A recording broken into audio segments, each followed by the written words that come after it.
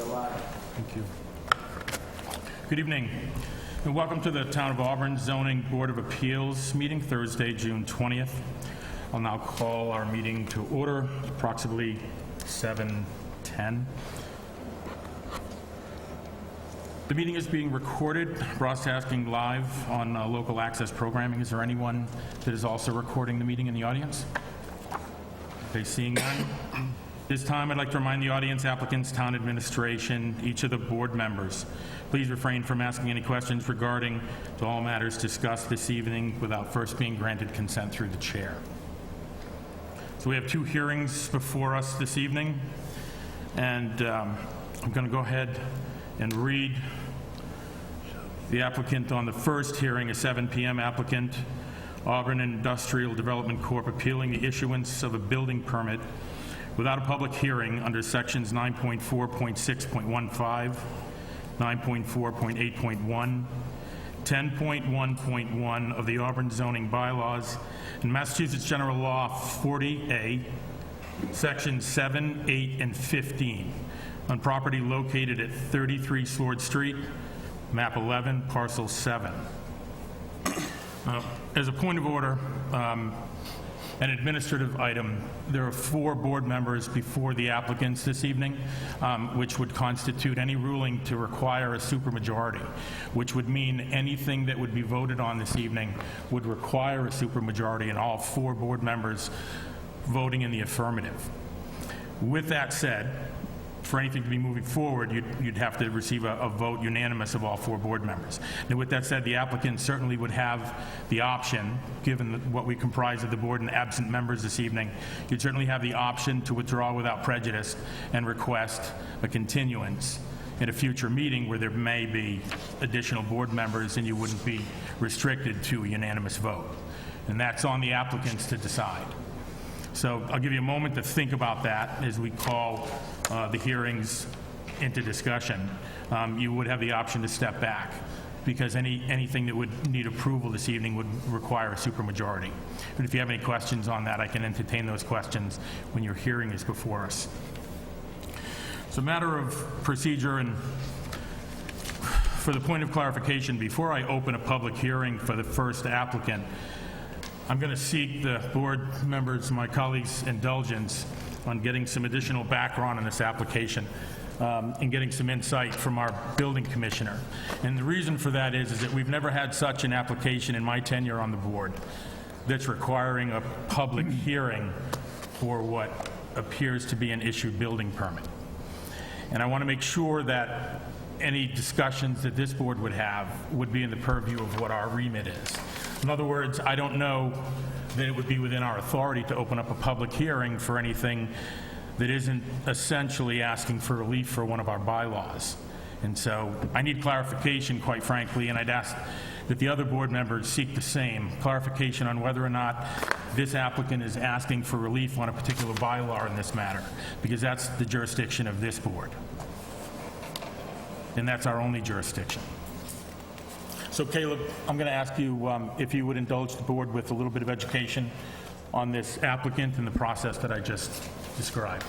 Through the chair. So I will say that the applicant does have the ability to appeal my decision to the Board of Appeals.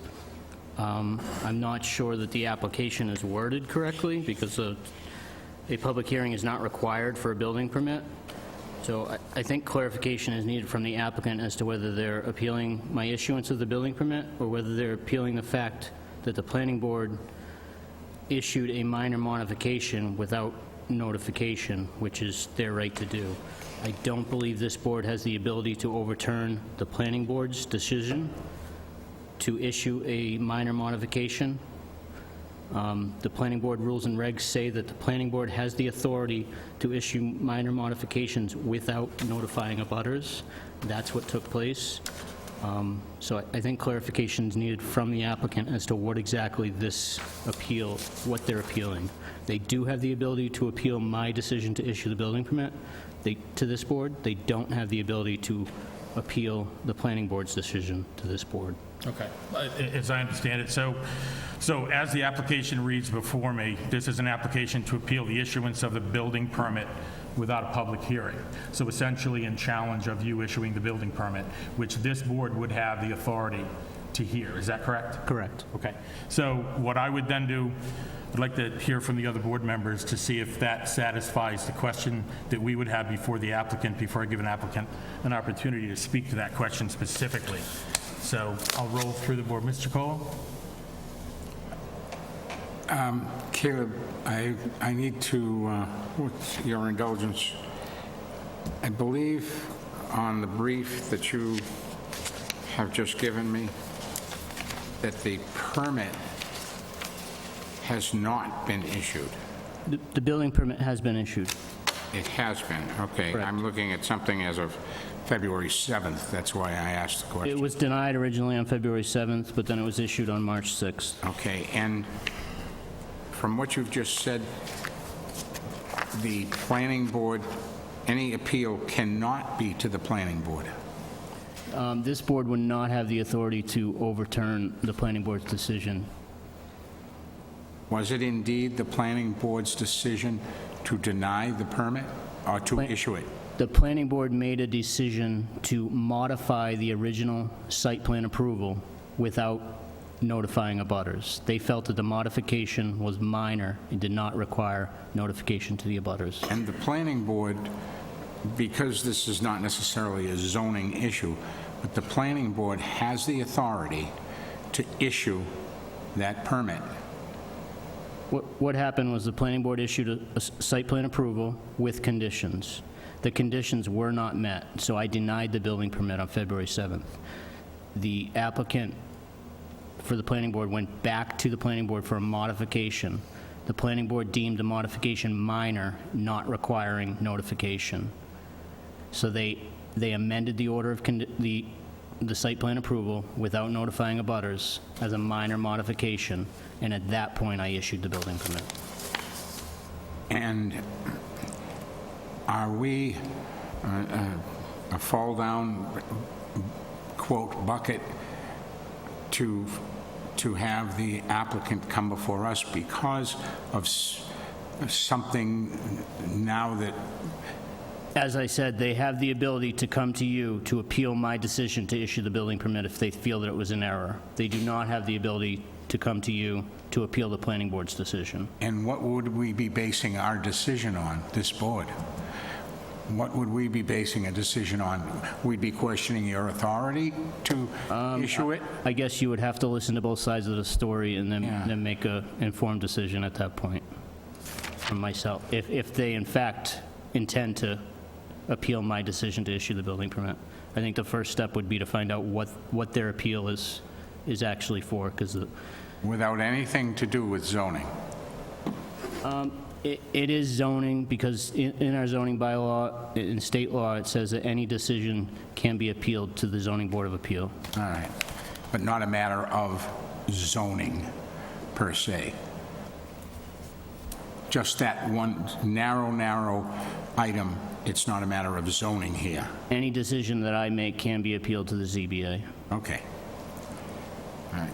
Thank you, Mr. Crowell. Mr. Preston? I think I'd have to hear what, Understood. yeah, I don't, I want to give you an opportunity to ask the building I just commissioner don't- any yeah. follow-up. no, Okay. what he said was great. Mr. Jones? Any follow-up for the building commissioner? No. At this time? Okay.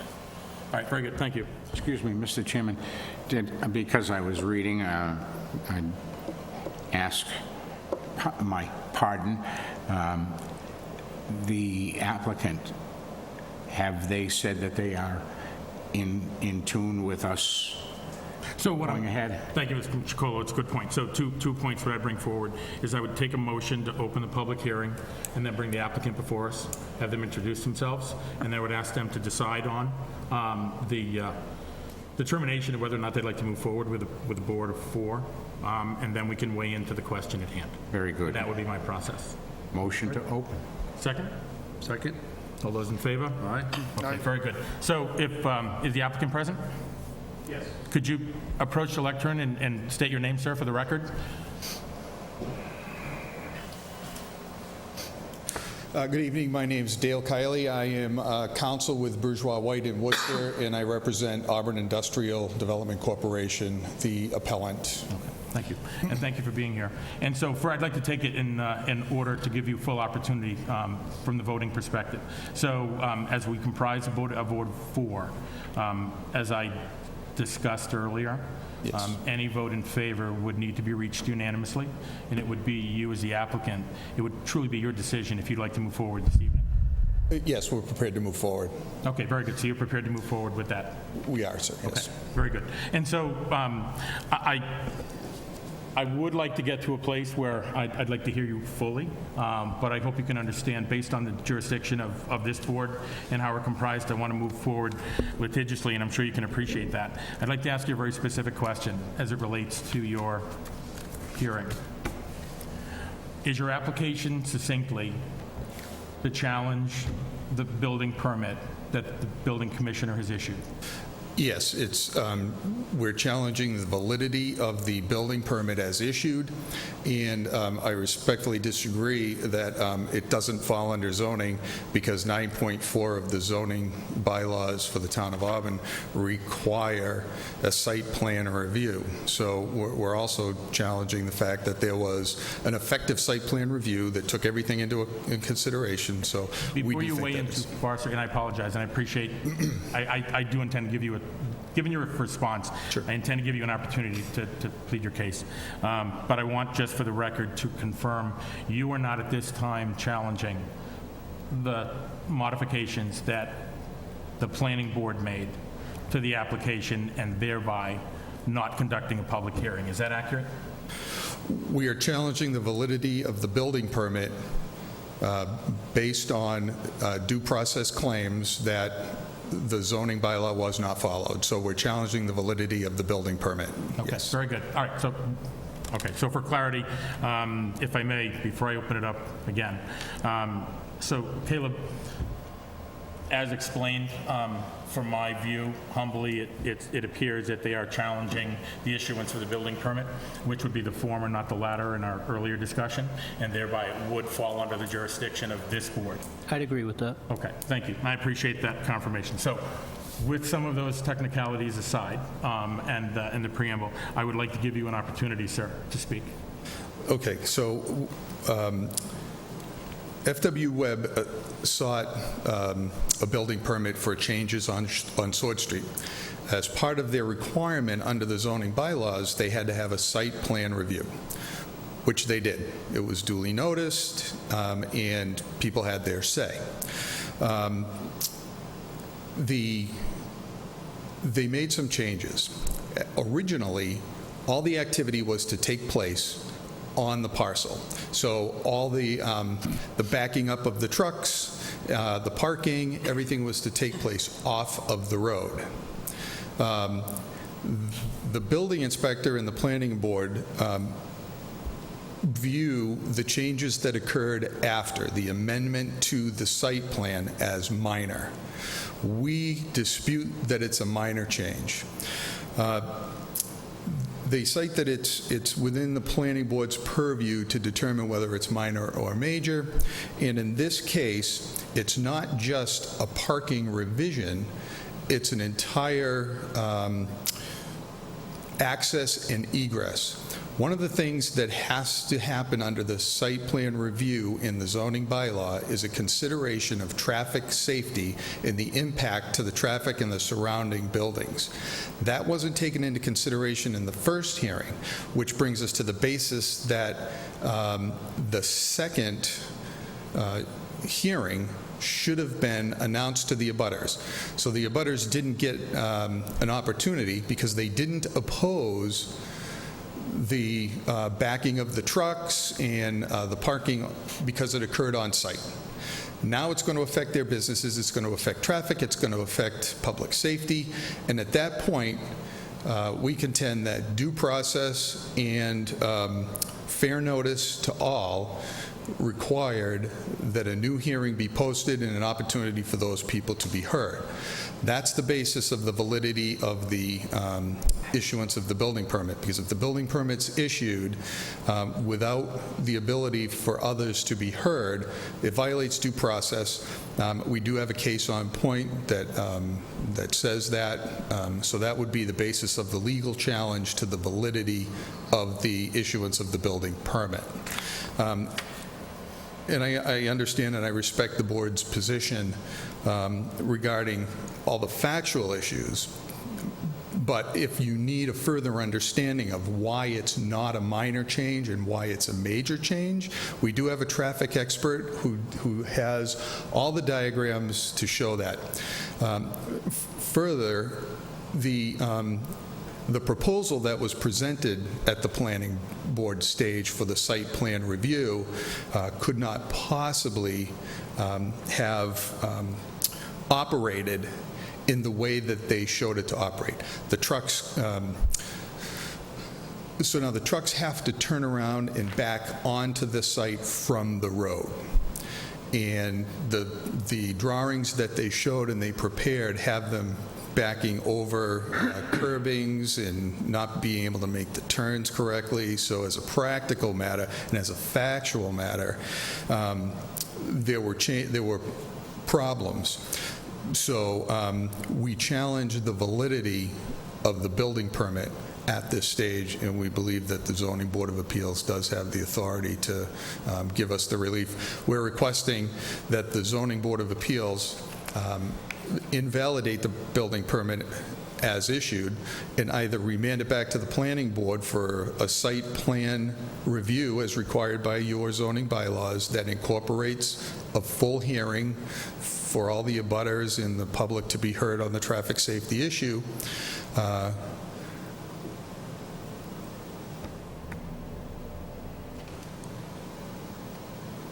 So that would be the basis of our appeal here today. And if you would like to hear from the traffic expert with all the factual matters as to why this is major, not minor, we're prepared to do that for you today.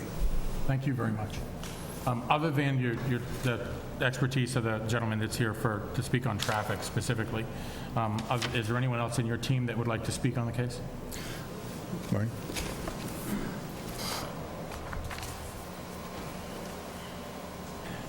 Hello, my name is Marty Reisner. I'm here representing the Auburn Industrial Development Corporation. I'm here as one of the owners and also the manager of the company. We own the property, the building that's located adjacent to the 33 Sword Street building and project. And in addition to that, we own the buildings located directly across the street on A, B, and C streets in the industrial park. And we have tenants at 31 Sword Street. We have tenants in the industrial park, some of which are here tonight. And we're here to, first and foremost, to protect AID, our company's rights as abutters and owners, and also our tenants' rights to make sure that they have proper access and egress to their facilities and that it's not interrupted, which we believe this modified site plan, the conditions of this site plan and their loading plan in particular will create safety concerns and will create access and egress concerns to the properties where our tenants are located.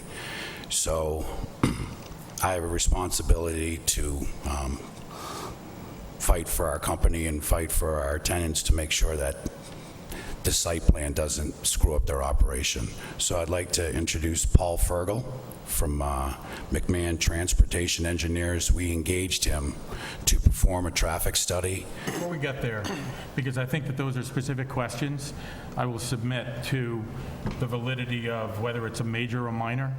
And as before this board, our jurisdiction specifically speaks to the validity of the permit, not whether or not we're going to debate major or minor changes.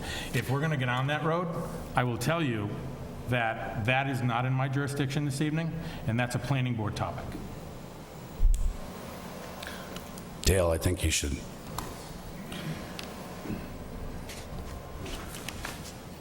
And I do agree with the board's position on that. But the difference between a major and a minor change is what hinges on the validity of the permit. Because if the planning board deems it a minor change, then there's no hearing and they did things the right way. If it's a major change and it materially affects the site plan review and the parameters in the site plan review, specifically the safety, which is 9.4.11 or something like that. They're supposed to consider the safety. If they haven't done that, it's a major change, and that would invalidate the permit. So that's why we want to be sure that we impress upon you that if it's a major change, that invalidates the permit, and it should have gone through another hearing process. And I think I heard them say that the minor change is up to the planning board to determine, and that the building permit issue, the minor change, is valid. I didn't hear him say that if it was a major substantial change and they didn't do a hearing, subsequent hearing for people with due notice and an opportunity to be heard, what we call due process, that it would invalidate the permit. And if the permit is actually invalid, you would have to go through the process again. So that's, am I explaining that in a way that... It's clear to me, and I'll let the board members just, question you as well. I will tell you succinctly that as we open this with the question of whether or not your challenge was with the substantive or insubstantive change of the plan, or whether or not you were challenging the building permit, I understand. But I would suggest that, and I want to get clarification from our building commissioner, but what I want to determine is, irrespective of major or minor change, if this building permit were approved, your initial argument to me, frankly, seems to be with whether or not it's a major or minor change, which is not, I mean, I understand that you're translating that directly to whether or not that validates or invalidates the building permit, and I'll get the building commissioner's side on that. But I understand what you're saying, but I'm starting to understand that your challenge, quite frankly, in my view, is with the substantive or insubstantive change at the planning board level. Which invalidates the permit, which is why we're here. We asked for zoning relief from the building inspector, the code enforcement officer under the zoning bylaw. We asked him to enforce the zoning bylaw, which requires a determination by the planning board on the site plan review as to whether it impacts traffic or not. That determination was not made at the lower level, so it's a violation of your zoning bylaw, which is, and from that violation, a building permit was issued. So Let me stop you there, because I do appreciate your train of thought. If you're suggesting that the violation to our bylaw was that it was a wrong determination of being a minor change, is that what you're suggesting? no, I'm suggesting that the violation of the bylaw is the fact that there was no hearing once the site plan was determined to not be good. So the building inspector said earlier that he denied a building permit because the site plan was not addressing the zoning, right? So if we agree that he denied it originally, then it goes to the planning board again. That second time, if it doesn't meet the zoning bylaw, it should have been posted again and notification should have been sent out, and that violates your zoning bylaw. Okay, so I'd like to isolate our discussion to the second permit that was in fact issued and granted, and not the first that was returned. Correct. Because I understand the process it was returned, but what I'd really like to do is take a step back. Okay. And learn a little bit more, give my board members an opportunity to ask you some questions. But beyond that, before we get to board members, are you gentlemen good with me reaching back to Caleb for a couple of questions specifically at this time? Yeah, absolutely. So Caleb, my challenge here is that what's been discussed is that a challenge to the permit, it invalidates the permit. But what I'm trying to bridge is, you know, when that permit was issued, it sounds as if the challenge really is whether or not this was a major or minor substantive change at the planning board level. At least that's how I'm interpreting that component of it. I'd like to get your perspective on when it was issued, at what point would, in your view, would invalidate that decision? So if I may, through the chair, I have my timeline that I can lay out and just put a little light on the situation. Conservation issued an order of conditions for this project on October 22nd, 2018. Planning Board issued site plan approval with conditions on November 27th, 2018. I received the building permit application on January 14th, 2019. On February 7th, I denied the permit for failure to meet the conditions of the site plan approval. Those conditions were that they needed to have signed easements with the abutting property owner to access their loading docks by traversing over his property. Those easements weren't in place, so I denied the permit. The building permit applicant decided, rather than pursue the easements, to come up with another plan. So they went back to the planning board with a different plan, not using the neighboring property. They decided to submit turning radii showing that they could access their docks strictly by being on their property. Planning board deemed that to be a minor modification. They moved forward and they issued that minor modification. That was on February 26th. The applicant also went back to conservation because there was conditions that the town engineer had stipulated that he wanted done, and some of that work involved work inside the no-work zone, I believe, so they had to go back to conservation. They were doing that. None of that work inside that affected the building permit, so on March 6th, I issued the building permit. Because the planning board had already issued their minor modification. The planning board decides whether it's minor or major. I have no say over that. Even if I disagree with them, there's nothing I can do about that. They followed the steps that they were supposed to follow, and I issued the building permit, plain and simple, And that was on March 6th. March 6th. Okay. Gentlemen, would you like to step in and ask a few questions of either the applicant or Caleb? Mr. Cole? I would opt for more discovery. Okay. So a minor change doesn't require notifying abutters? The planning board rules and regulations say that the planning board can deem a change minor in nature, and that does not require notification of abutters. And that's what took place. Because I remember this came in front of this board. For a special- Yeah, they probably had a special permit before Yeah, this board. I remember this originally. So, yeah, so traffic should not have increased from the first, plan to the second. Yeah, I wouldn't even take a stab at that. They have traffic engineers, and they submitted stamped turning radius plans, and the planning board approved them. I don't get involved in what So they they approve and did- what they call minor or major. Okay, so they did have traffic studies? They did. Good for now. Okay. Mr. Jones? Thank you. So, on what basis does the appellant conclude that the turning radii submitted are not based on reality?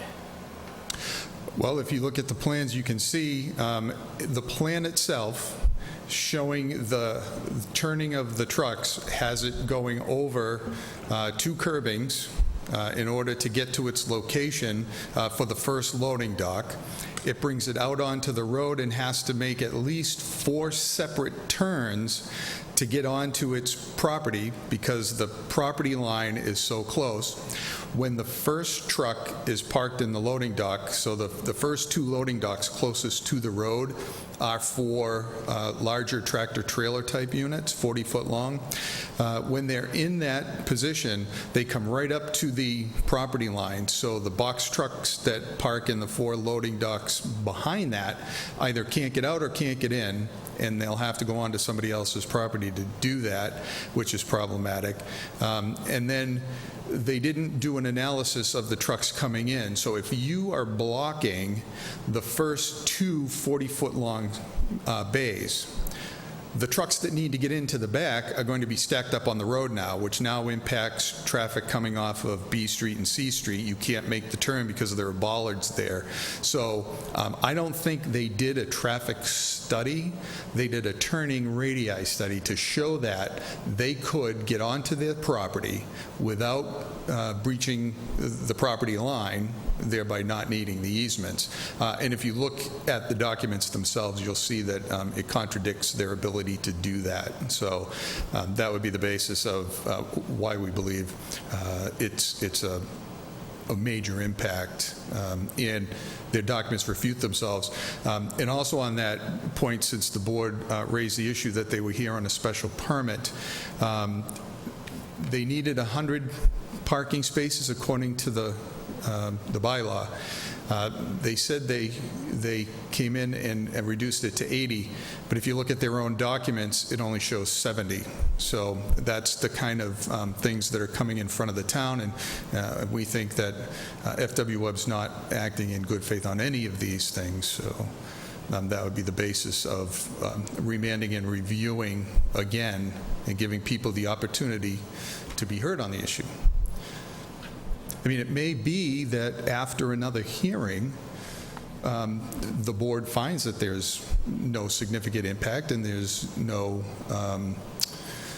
safety issue in their view, but due process should have been followed, and they should have been given an opportunity to say something about that before it was granted. So the first meeting for the first permit, were you guys at that meeting? Yes. And you had no You were at that first meeting, right? issues? No, because at the time, we were trying to work out an easement between them. They presented to the planning board at the time that they were trying to work on easements, which didn't happen. The negotiations fell through, and they didn't get the easements that they were seeking. So now they had to come back and try to figure out a way to get it all done on their own property. So that was the change. Mr. Chairman, do you have a follow-up? Yes, I do have a follow-up. You, in your brief, there are 5 remedies sought, 4 of which involve the ZBA exercising some authority over the planning board. I'm wondering what the basis for your belief that the ZBA has such power over the planning board might be. I believe that remanding it for further review is fully within the Zoning Board of Appeals purview. As a violation of your zoning bylaw, you have the ability to say the planning board violated their obligations under the zoning bylaw and remanding it back to the planning board for a hearing. And ordering a hearing and notice to abutters is just another zoning bylaw provision. I mean, the statute 40A says that abutters have standing within 300 feet, and they all should be notified and have due process rights. So that's just, I believe that's within the ZBA's purview also. Nothing further? Thank you very much. Thank you. And hold stead, because we may have additional questions for you. I just wanted to ask, is anyone here representing FWWeb this evening? Okay. Are there any abutters that would like to speak this evening? There are abutters here. Does anybody want to be heard?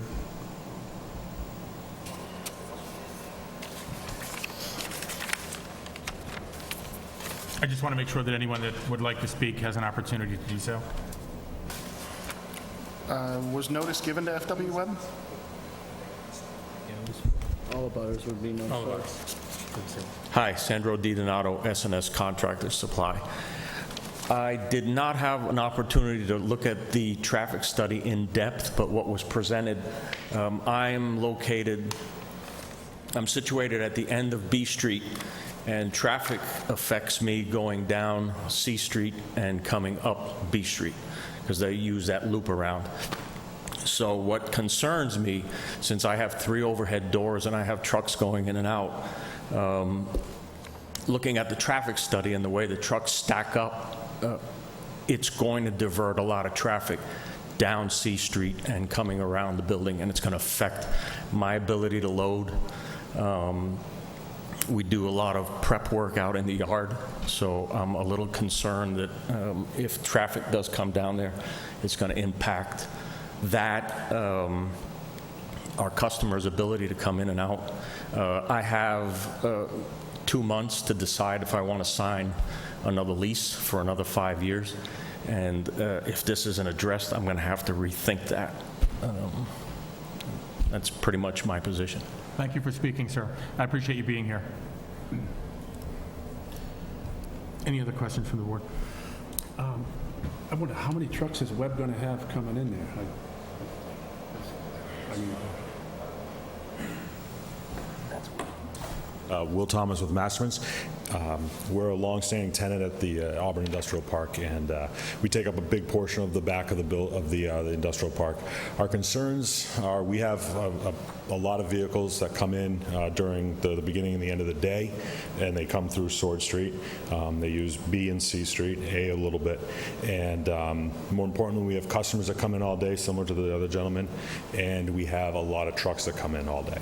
So if Sword Street's backed up, with trucks waiting to go on and come off, it can cause a major issue for ourselves and our customers and our ability to continue our business the way it is today.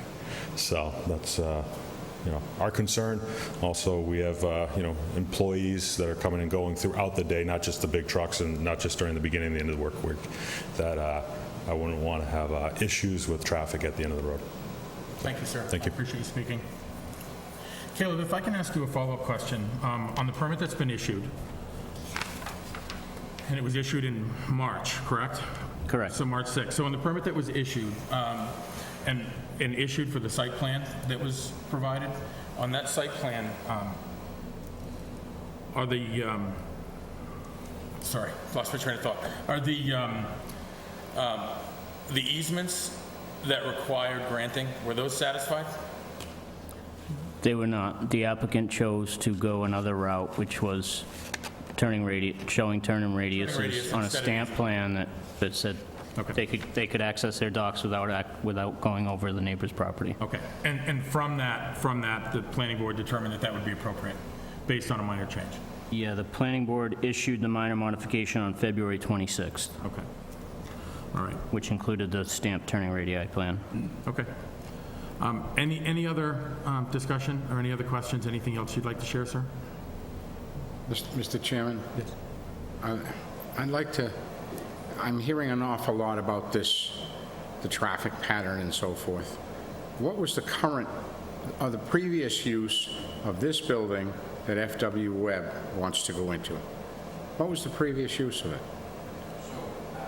If you could approach, sir, because they can't hear you and that needs to be recorded. Thank you. So we've engaged a professional traffic engineer to look at the site plan, to look at the loading, to look at this turning radii. So if there's any questions about traffic, our traffic engineer is the appropriate person to direct those questions. That wasn't his question. Was not, His question my was question previous was, use. what was in the building? What was the functioning business in that building prior to, Warehouse distribution. what was it? Warehouse distribution, Imperial And Distributors. were there trailer trucks coming and going? Yes. Were the trailer trucks that were coming and going were they using what was initially to be considered easement area? Dale, I don't know if I'm allowed to comment on that, you know. Well, if you couldn't get together on an easement, you must know where the easement is. There's A proposed easement. yes, there's a proposed easement area. So if you saw trailer trucks coming and going, were they using that proposed easement area? At different times, there were different uses, there were different tenants, and so, Did you ever Yeah. see trailer trucks going over the proposed easement area? There's a property line between the two buildings. So And the two buildings that we're referring to would be 33 and 35, or 33 and 31? yes. So I believe the building was reconfigured in this, right? The building's being remodeled, right? They made changes to the building, which changed the configuration. So trucks were going over it before, but this building has been changed and modified. So that affects the area available for trucks now. But the easement wasn't a defined easement, it was permissive use of a common area. So it's not defined, so you can't say there's a specific area that was an easement. It was allowed permissive use for them to do.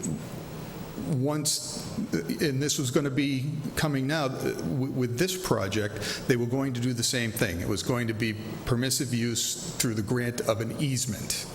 And the difference is compensation, really.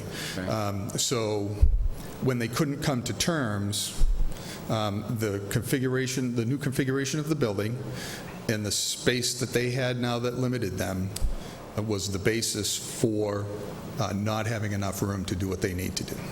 You know, I'm having a little bit difficult time conceptualizing these areas. Do you have a plan that could be put up there that we can see? Been on that road, no, thank you, sir. And I do want to give you an opportunity to speak, but I want to rein back on what the jurisdiction of this board has specifically, because I want to make sure that we stay in scope.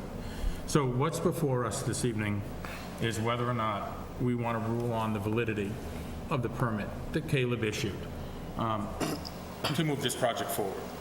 And so, before we bring a traffic expert up, and I'm not doing it on purpose to stifle you, because I'm sure you have great expertise to share, I want to contain our discussion succinctly to the argument that the issuance of the permit was essentially in violation of our bylaws. Can you vet that for me specifically for two reasons? One, I want to make sure that I completely hear you and give you an opportunity to present that position, because quite frankly, I'm just challenged by transferring the challenge. I understand that you disagree that this is a major change, ergo the major change would dictate that this goes to a public hearing.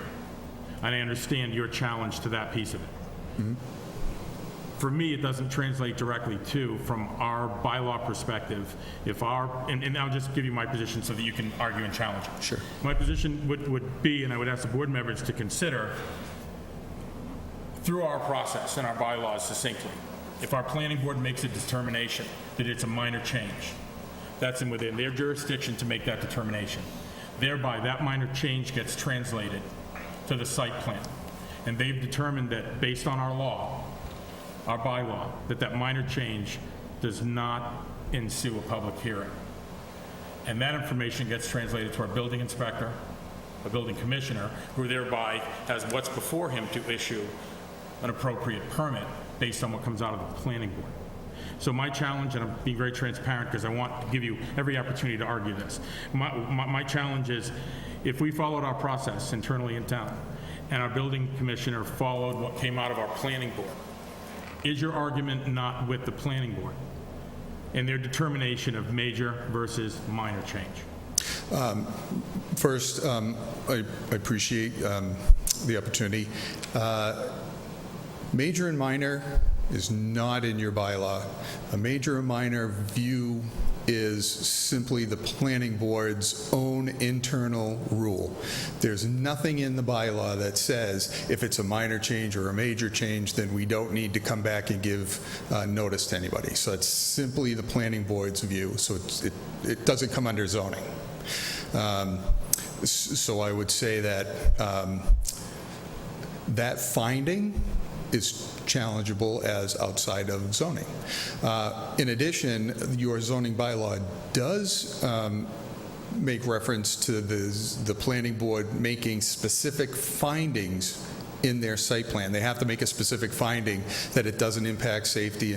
That finding wasn't made either as an additional violation of the zoning bylaw. So what we're asking the Zoning Board of Appeals to do is to make sure that the other boards that have something to do with zoning are doing things in the way that they're supposed to be doing it. Our view is that they didn't, and that invalidates the building permit as it sits, and it should be reviewed. And just one follow-up question, because I appreciate you articulating that and focusing on process versus bylaw. So what bylaw specifically invalidates, what bylaw was violated or not followed to violate essential or render the building permit invalid in your view? 9.4, which requires this, it's the entire site plan review bylaw is 9.4, and the various sections.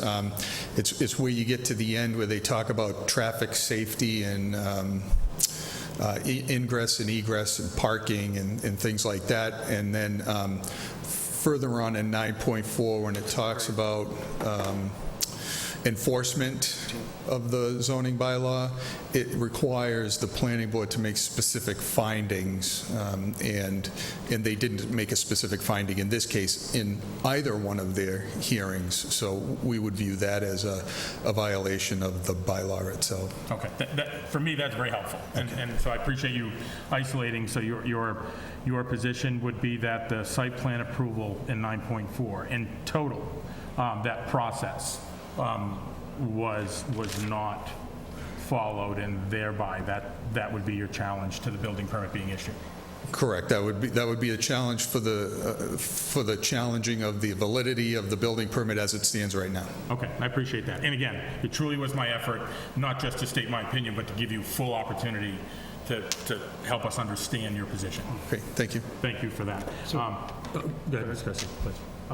So if Webb came to terms on the easement, you would have had no problem with this plan? Well, yeah, if Webb came to terms on an easement, they would be totally off-road. There wouldn't be any safety or emergency issue at all. It's the fact that they, not that they walked away from the easement, but their proposed fix for that doesn't work, and it impacts safety and traffic in the surrounding area. So that's the basis of the challenge. Mr. Chairman? Yes. Going down the road I was going to go down previous to this, the change in the plan seems to hinge on minor or major change, but that hinges on the easement. So if the plan was changed to have no easement required, and that plan precipitated a positive response from the building commissioner to where the permit was issued. And I'm following you, and I agree with Okay. your train of thought. Yes, I believe Okay. that was the course. Okay, so if that permit was issued based upon the fact that there was no easement involved, there is currently no easement. The place was operating without an easement, and my question was, did the appellant ever see a tractor-trailer going back and forth? Then no minor change, which means no challenging the building permit, because there is no minor or major change then. I understand. Okay? Continue your flow. So that I'm seeing that this, I'm going to say, I almost want to say loosely hinges, but it doesn't. It's not loosely. It just hinges on whether there's an easement or not an easement. Okay, so, Mr. Cole, if I could submit, and if I may, so there's not an easement in the current. Right. Caleb, do you have any other comments that you would like to share before I move forward? I would like to propose, and I've got a state of caution, but I would like to propose that this gentleman, who has some traffic expertise, have an opportunity to share some of that information. But I want to caution under the guise of, we will not be here to debate whether or not the traffic discussion, the traffic analysis is appropriate or not. That would be, I want to give you an opportunity to be heard, certainly, but that would be a debate and a discussion for the planning board. And I want to respect their authority there, that they would take a look at traffic flow and determine whether or not appropriate or not. But I'm not about silencing or sitting anyone down. So I want to, and Mr. Colo, it may go to your line of questioning and reveal some things in no your doubt. Decision process, and so I definitely want to No doubt. Caleb, before we get there, do you have anything to add at this point? I guess through the chair, my only comment would be that this board has no jurisdiction. If he makes a great argument that the traffic doesn't work and the turning radii don't work, there's no authority of the Zoning Board of Appeals at this hearing to overturn the planning board, so That is my complete understanding. I have no My- objection to anyone speaking. I just wanted to make that clear. I appreciate that thoroughly. I would offer that level of discussion to satisfy our board members, to satisfy your line of questioning, Mr. Colo, but I would offer that. Mr. Jones, you had something to... Yes, I have a question for Mr. Kiley. Correct me if I'm wrong, but to appeal a planning board decision regarding a site plan, you would go to the Superior Court? Yes, we would file for a review in the Superior Court. It's called certiorari review. With that, just for your clarification, I don't want to make any threats or speak out of turn, but with that would be a request for injunctive relief, which would mean they can't do anything on their property until the matter's decided. And so that would be, process-wise, that would be what would happen. Thank you. Understood. Okay. Satisfied, Mr. Jones? Okay, thank you, sir. And so with that caution, sir, I would like you to come up and introduce yourself, as at least one of our board members certainly has traffic questions, but I would do it under the guise of our authority would not extend through making determinations on an argument of pro or con on a traffic study. Yes, sir, by all means, certainly. You've been certainly very patient in listening, and I do want to appreciate your expertise. Thank you very much. Thank you. Thank you, sir.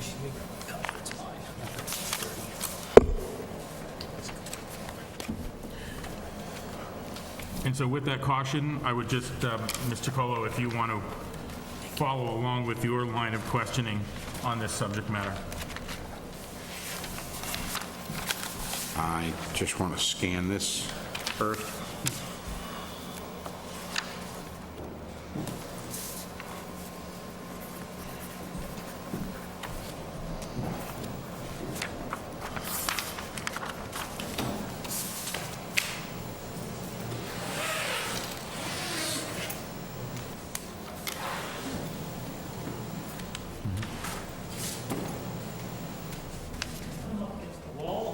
We certainly can. Is there an easel over there?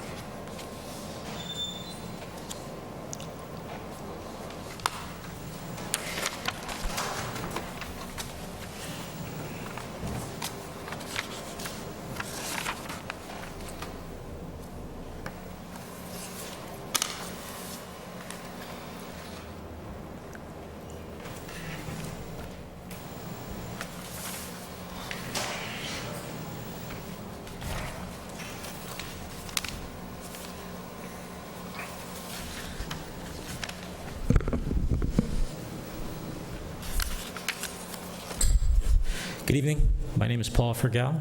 I'm with McMahon Associates. I'm a senior project manager with the firm. I have about 20 years of experience in traffic engineering, transportation engineering. We've been hired to look at the proposed plan as well as how it relates to their existing operations. Right now, you have a handout that addresses what we did in detail in terms of traffic counts that we conducted at the existing 43 Sword Street site, which focused on counting vehicles entering and exiting, both cars as well as trucks, and also understanding what time of day that occurred. We counted traffic. There were 2 days that we counted traffic, June 10th and June 11th, which was Monday and Tuesday. As part of that effort, we wanted to understand really how many cars are coming in, how many cars are staying on site, as well as trucks. How many tractor-trailer trucks are coming in, how many box trucks are coming in and leaving at the same time. So as part of our effort, we summarized that entry and exit on that figure 2 that you have. And what this matters is we're trying to compare existing operations on site and the demand of trucks and vehicles that they have on their current 43 address and how that relates to their proposed relocation to 33 Sword Street. The first thing we were able to find out is the amount of box trucks and the amount of tractor-trailer trucks that are being stored on site as well as exiting and entering. To summarize all the data you see, you'll notice there are several columns that identify on-site calculations. So from a box truck standpoint, we have counted basically 6 box trucks that would be parked on site based on their existing movements, and also 2 tractor-trailer trucks that would be there at the same time. So that's a condition that we witnessed basically before the hours of 10 a.m. in the morning. And why that makes a difference with the future relocation is the fact that if you turn to figure 3, what do we see? They have a site condition and building reconstruction of their docks to only account for how many? 4 trucks. 4 box trucks, that is, and 2 tractor-trailer trucks. Well, the problem that creates in the morning, assuming that a tractor-trailer truck is parked, 2 of them are parked at the same time, and a box truck wants to leave, they're not going to be able to do it. They don't have the real estate within their property to make a turn out of that site without hitting one of the trucks. So that's a safety concern that we have. But it goes beyond them exiting the site. If you look at figure 4,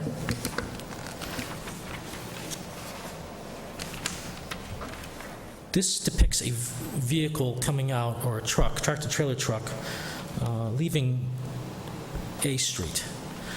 And the vehicle is looking to make a right-hand turn from A Street down to Sword Street. And if there's ever another truck that's parked waiting for a space in those occupied docks, there's a potential for it to be hit or in conflict with the vehicle that is exiting not only A Street, but also adjacent driveways, too, that are in close proximity to the existing layout there. So that's one potentiality that can exist.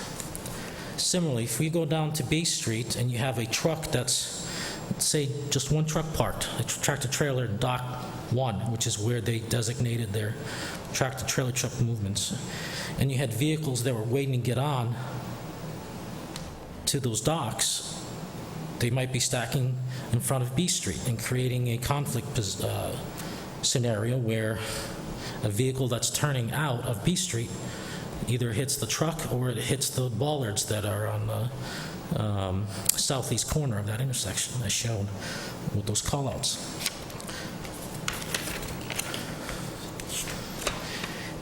Figure 6 actually shows the complicated movement that needs to be made in order for a vehicle to back in. And one of the things you'll notice is the proximity of the tractor-trailer truck that's already parked and the vehicle that's already trying to get in. So the vehicle that is on Sword Street trying to get into Dock 1 while Dock 2 is occupied is going to have the likelihood of hitting that vehicle that's parked at Dock B, or 2, excuse me. And the reasoning is they're not going to be able to straighten out properly to allow proper access to Dock 1. So there's a pattern here with the limited space that's provided. The previous two figures that I showed they don't only identify issues with vehicles exiting B Street or A Street, they also identify the potential for traffic that's already in the stream on Sword Street. And to give you an example of something that I personally experienced, I was trying to take a right-hand turn into the 31 Sword Street axis, which is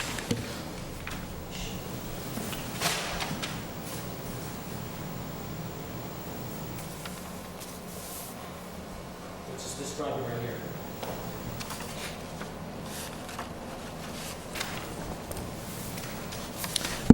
There was a truck that was actually parked in a similar fashion as Figure 6 identifies the starting position. In order for me to bypass that truck, what did I have to do? I had to basically cross the double yellow center line, go in oncoming traffic. And by the way, my sight lines were quite limited because you have a tractor-trailer truck that is waiting for something, and they were parked there. I mean, it was just the luck of the draw, but when I arrived, the first time I ever saw the site, there was a truck parked there. I couldn't see around the truck. So I blindly went across the double yellow center line, and I also had a difficult time making a right-hand turn because the truck saw me there and he started moving. So now we're introducing additional traffic stress to Sword Street, which didn't exist before in those terms, because of the reconfiguration of the existing building. So in a nutshell, that summarizes the traffic study, where we counted existing trucks accessing the site. We then looked at the future site, see how does that add up. And one more key point that's in the study that I really didn't speak about earlier was the number of parking spaces. In the world of traffic engineers, we like ratios. We like figures, factors that we use to determine how many trips is a future site going to develop. Right now, they have about 36,000 square feet of warehouse space that exists at their 43 Sword Street site. Well, they're more than doubling their capacity of space at 33 Sword Street. Typically, one of the most, the variable when it comes to trip generation, additional traffic that we would see, is based on square footage or site size, or if you're doing a mall, you know there's going to be 1 million square feet. We base our trip generation off that. Well, if you're increasing the warehouse, something's got to increase for a bigger space. Your operations are going to provide what? More storage, more activity, and even more employees, as they admitted in a hearing previously that they would have on site. Well, with the parking space, we would argue that we think that they have a challenge, even with the current count of parking spaces that they provide at Sword Street to be applied under future conditions. We didn't increase any truck traffic too, by the way. So we assumed they would have the same amount of trucks. What if there's more trucks as a result of additional activity on site? Now you're stressing Sword Street further to provide staging and whatnot. So from a vehicular standpoint, passenger cars, we think that there should be some justification for the variance that they previously had, which didn't really explain how they're increasing space, and the typical industry approach to parking spaces, or the need for them, the occupancy, is simply based on the number of users that come in. So just in the morning, we counted about 70 cars coming in. They have 60 spaces. Not all of them need a parking space. Some of them might get dropped off during an hour, but in the world of traffic engineering, you're getting close to your capacity, and you're more than doubling your future site. So that should be also addressed. So. Thank you very much, sir. I really appreciate your comments. I just have one quick question, and then have the board members ask any follow-up questions you have. I see the packet that you had handed us, the brief, is dated today, June 20th, and that may be just demarcation of this meeting date. Was this analysis prepared and shared with the web applicant during the site plan review process? No. Okay, so this is a current study after that took place? Correct. Okay, thank you for that. I appreciate your comments, sir. Mr. Colo, I just ask if you have any follow-up to the information that was shared under the guise of the traffic flow, with the caution that this really is out of our scope. Yes, and so, I mean, it's really good. It doesn't provide where I was going with my questions. It does give me a very good overview of it, and that's what I needed, so I thank you very much. Any other? I guess I'm going to go back to what I have said, that if the previous tenant were there and were operating, the difference between a minor change and a major change, validating or invalidating a building permit that was issued, and that minor or major change would be tied to a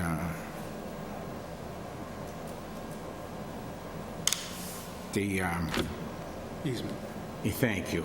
Yes, would be tied to the easement, and that would essentially be one of the principal things that would validate or invalidate a building permit.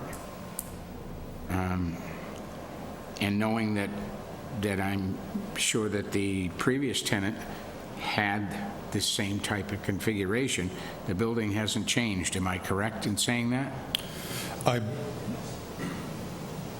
If I may, through the chair. The building at 33, I believe, has changed the configuration. They've added on to it, they've added on space, they've added on parking, which significantly impacts. In the back with it, you are up there. At some point, they appeared here before the ZBA to discuss those changes to the building. Yeah. The building did change. The 33 Sword Street building did change. There used to be loading docks up front, 4 of them, that you were asking earlier, did they access those loading docks? The answer is yes, but those loading docks no longer exist because they've remodeled the building and eliminated those loading docks and turned it into a showroom. You say they. Was it the previous tenant or the applicant? That's the FW Webb is the one that's performing the renovation and the remodeling work. And that remodeling is current? When did that start, the remodeling? That was the whole basis for them submitting a site plan and getting the building permit. So the building permit would be the date they started, March? Correct. Okay. And I just wanted to, because you had asked this before, one of the things that's important to understand is that when Imperial occupied the building, they simultaneously leased the 31 Sword Street property from AIDC, so they had the permissive use to go across our property because they leased it. That answers your question. That's the question you were asking, right? That does actually address your So previous question. so that's how this whole thing was addressed when Imperial was there? In other words, they leased also 31 Sword Street? So they have these. So they have Okay, That was your primary question previously. yeah. Any other questions, gentlemen? So to the, Web. How late are they open? Do they take deliveries at night, or, I mean, they could deliver, truck deliveries could come at night where there'd be less traffic. yeah, I know the traffic study went till 7 PM, right? Yes. Which is nice. There's actually two charts that identify the time of day activity on page 3 of 4 in the text table, or table 2, which has the time periods. Yeah. We started counting at 5 a.m. and ended it at 7 p.m. And this only identifies the truck movements, not the vehicular movements that come to the building for other reasons. Right, so the truck The trucks, movement seems very minimal. right. That is correct, but the point of the truck count was to understand what are their current needs and how does that reflect to their new site that they have at 33, where we have identified 6 trucks, box trucks that would be using it at, especially before 7 a.m., as well as 2 tractor-trailer trucks at the same time, which cannot be physically provided on their site, which means they would have to be stocking somewhere else. So it looks like they're trying to get in there early and get out. Right, but there's also activities throughout the day as well, where there could be a tractor-trailer truck docked at Dock 1 that could be blocking access to and from the site. And they do have box truck activities throughout the day where that access would be needed. Thank you. Thank you very much. I appreciate it. Did you have a follow-up, sir? I just wanted to make sure that the board was clear on the easement versus lease permissive use. We use easement to grant somebody permission to use land, and an easement's typically recorded with the deed and it runs with the land. There is no easement existing prior to this lease, so it doesn't run with the land. It wouldn't go to the following tenant. So if they were using it, it was with permission under a lease or some other arrangement.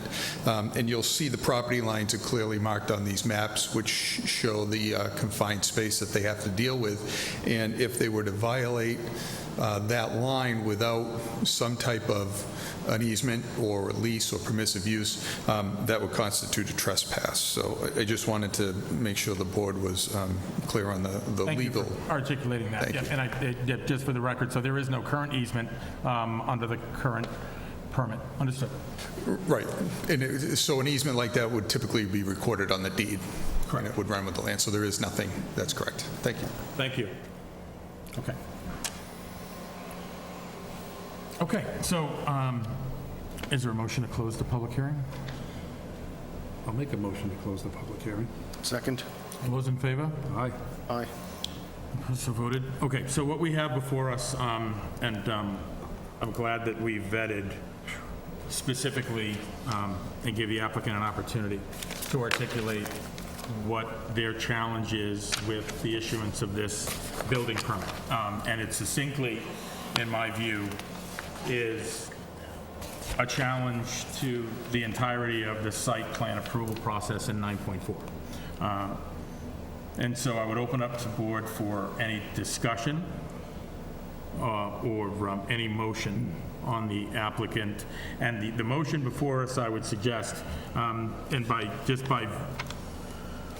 approach of trying to be thorough, the applicant did in fact submit with Mr. Jones. I appreciate you walking through with the recommendations, and I appreciate you walking through these points. As I would tell you succinctly, I think that I would actually like the board to consider going in a slightly different direction. I think succinctly what's before us is whether or not we agree that this building permit should be rendered invalid. And I think that that's the vote before us. I would agree with that, and I have some thoughts on that. I think that when we're being asked to overturn the granting of the permit, we're also being asked to find that the planning board erred, and I think that's outside the scope of our authority. I think that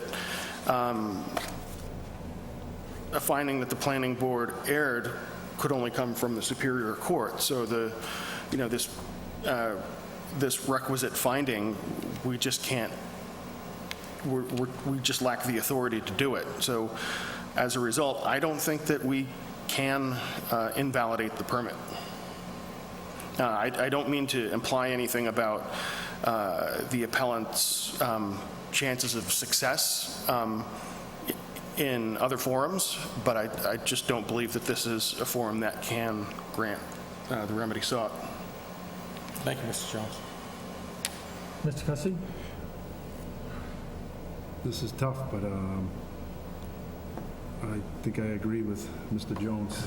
I just, I don't like to see things get tied up in court, but if need be, this is a tough one. I really, I'm good. Okay, I appreciate your comments. Ms. Chicolo, comments for the board to consider?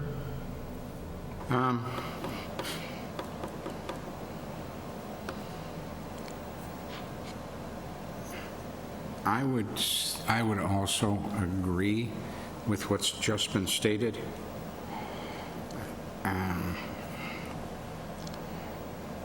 Let me throw this out. The main ask of the brief was that there was not a public hearing for abutters to speak at. The last paragraph on the first page,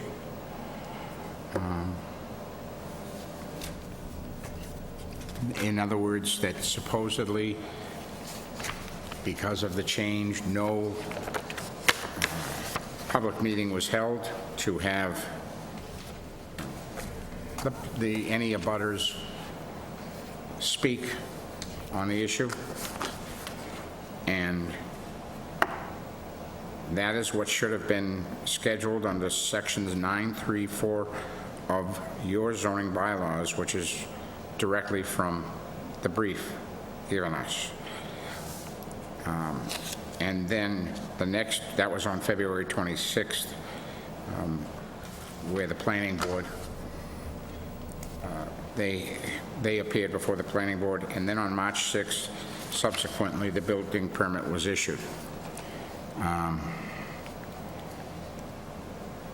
guess if I were a judge sitting here, I'd say, so if they had a public meeting where people could voice their opinion, then that would have satisfied everything. Unfortunately, that's not the case. But if that is the main ask within this brief, for us to invalidate a permit, a building permit, number one, I agree with the fact that I don't think we're empowered to overturn anything, but if we were empowered, I couldn't overturn it based upon that statement. That's the appellant's appellant's brief, so that if that was what was supposed to invalidate a permit, that was the premise, I certainly couldn't invalidate it based upon that. Prior to that, as I said, though, I agree with the things that have just been said before me. Yeah, I do find the allegation of the trampling of due process rights alarming, but as I said before, I think we just lack the authority to overturn the zoning board. Okay, thank you. Any other comments, gentlemen? Okay, I'll offer just in brief summary from my perspective, and I appreciate you all sharing. I think before us is a thoughtful approach to challenge the outcome of a site plan process, and by which they're seeking an articulate way to challenge that process. Not necessarily trying to predetermine. I think things that have been mentioned this evening with regard to public safety I think are important issues to raise. I think that from a thoughtful place, the applicant is seeking to try to make certain, in their view, that a project such as this is conducted correctly and all the facets of safety, traffic inclusive, are addressed properly. And so I appreciate that approach.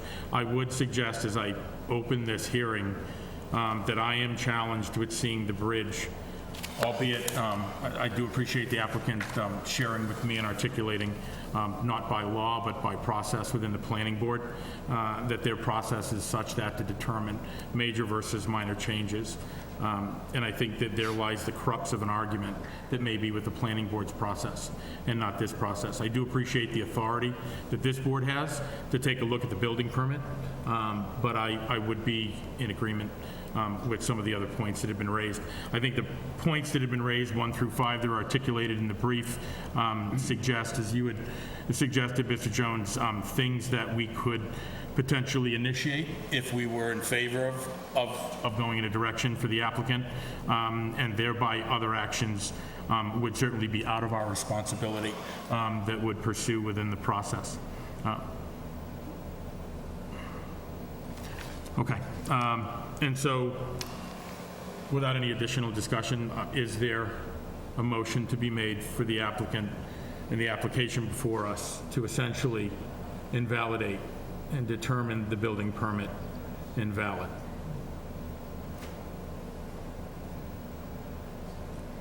I would make a motion, Mr. Chairman, to deny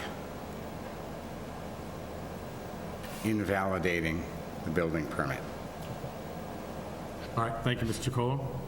For the record, Mr. Cussy? I think you need it seconded. Yeah, I would second it. Need a second, excuse me. Yes. All right, I didn't mean to determine that you had to second it. Nope.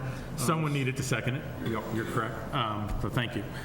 So certainly point of order. So motion's been made and second to deny, and so second on your deny. Mr. Jones? I agree it should be denied, but not on the merits of the due process argument. All right, and I didn't hear the last part of what you said. It should be denied. I vote to deny it, but not on the merits of the due process argument. okay. And so I'm going to follow, the chair will also deny. And the reason for that, I will succinctly share, is that I do believe, as I opened, that I think that the challenge here is with the planning board and their determination. I do want to also acknowledge, as we work in concert with all of our boards in town, that I respect their process and their decisions, and thereby we would take that. So, gentlemen, our decision was unanimous to deny, and we would certainly leave it for you to make decisions on how you would like to move forward. Thank you all for being here. Thank you. Good evening. Motion to close the hearing. Is there a second? Second. All those in favor? Aye. Okay, very good. So we do have a second applicant. 7:10. We'll give gentlemen just a moment to clear the room.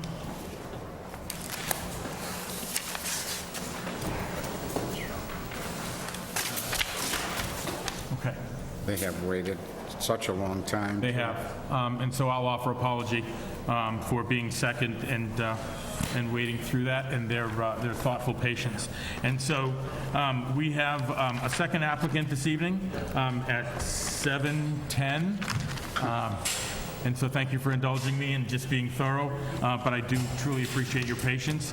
The applicant, Dana Berger, and I apologize if I'm mispronouncing, requesting a special permit under section 3.2.6.3 of the Auburn zoning bylaws to allow the operation of an auto sales and service business at the Aquifer 3 zone on property located at 946 Washington Street, Auburn, Mass., map 57, parcel 135. Is the applicant present? Yes, sir. Okay, and so if I could take a motion to open the hearing? Motion to open hearing? Second? All those in favor? Aye. Okay, very good. So if you could approach, sir, and state your name for the record. Thank you for your patience this evening. Yes, sir. My name is Dana Berger. Thank you, sir. And if you could just let us know what you'd like to accomplish. Well, the reason I'm here is because I'm starting a business at 496 Washington Street in Auburn as a auto sales and minor repair business. I intend to call it Dent and Scratch, where I do paintless dent repair. I specialize in fixing dents on cars without any materials involved, no sprays, no harmful chemicals, no masking tape, no supplies. I just push the dents out from the inside. I've been doing it 18 years, mobile on the road, and I'm settling down and trying to do it retail out of a brick and mortar now, finally. Thank you very much. Anything else to add, sir? As well, I want to learn how to sell some cars, and that's why I've leased this location to do that and sell some cars and do my paintless dent repair and minor touch-up paints. No spraying, not a body shop, nothing like that. Just paintless dent repair and touch-up paint and minor. I might take a panel off a car and fix it and put it back on a car, but no parts replaced or no waste or anything like that. Okay. All right. No oil involved. All right. Thank you, sir, very much. So I'm going to go ahead and open it to the board for questions. Ms. Chicolo? No toxic chemicals? Nope. No sprays, no toxic chemicals. Worst I might do is wash a car. Okay. I just want to be sure you are aware of a statement that the chairman made at the beginning of our last hearing, because there are only 4 of us. It was so long since the beginning of that I understand, hearing. sir. I want to be sure that you understand that. Mr. Chicolo, I thank you for your courtesy. You're absolutely correct. And so as we have opened the hearing, I would offer the courtesy that if you would like to ask for a continuance based on the need for a supermajority this evening for a vote affirmative, I do certainly be able to do that. I do understand, and I would hope that with no changes since current use to now, that nothing really would change. Okay, so for the record, you are willing to move forward with the current board? Yes, sir. Okay, very good. I want to make sure that certainly is an option for you to exercise. Thank you, Mr. Chicolo. Very thoughtful. And I had, It was so in long. haste of Yes. in haste of getting the applicant before us because we've been Right. so late in opening, I neglected to reiterate. Thank you. How many cars do you plan to sell? And you'll still have to go get a license for that. Correct. I'm in the Depending on license funds. process as well. The parking lot is allowed 20 cars based on the site plan that exists, and at some point I'd like to fill the lot. It won't start off with 20, obviously. It will start small, but as a startup business, that's where I need to be. Very good. That's it for now, Mr. Chairman. Thank you. Thank you, Mr. Chicolo.